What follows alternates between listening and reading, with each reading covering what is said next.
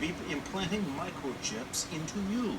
Joseph Holt is an ethics professor in the Mendoza College of Business at the University of Notre Dame. He joins us now to discuss what are the ethical or bigger, broader questions here about microchipping an employee. Presumably it's voluntary and you don't have to do it. Yeah, I think the emphasis is that presumably it's voluntary. One of the questions this raises for me, Tyler, is can this be like one of the United Way campaigns where donations are voluntary, but your boss is evaluated based on the level of participation he or she achieves, so that there's pressure on you to do it even if you don't want to. So are these employees being pressured either by peers, criticized for being Luddites, or are they being pressured by management to go ahead and do it? Yeah. One of my questions is why is it necessary? I mean, we have smartphones. Right. There are so many other ways that we can achieve payment for something. I mean, the CEO of this company says it's in 20 countries already and it's working well. But do we really need it if we have the devices that we have now that seem to be working well? Yeah, so I think that's a tremendously important ethical issue. I mean, if the company can achieve the same objectives of providing convenience for their employees without implanting an electronic device in their bodies, wouldn't that be a better way to go?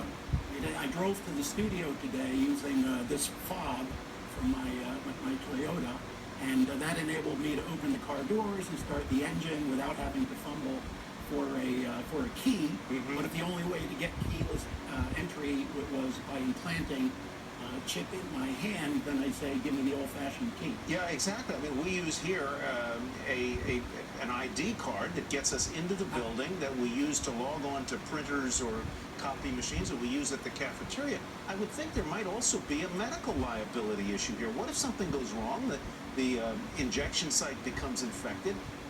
I don't know the medicine of this. I wouldn't want the doggone thing traveling around my body and ending up passing it like a kidney stone. I mean, this would be crazy, man. Ouch. Yeah, and those are crucial unanswered questions. I mean, is it ethical to move ahead with the wider spread use of the technology when the health effects of it are unknown? Just because it's the coolest, latest thing. Yeah.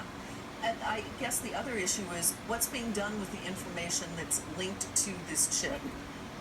Because you're buying things, so the information is out there.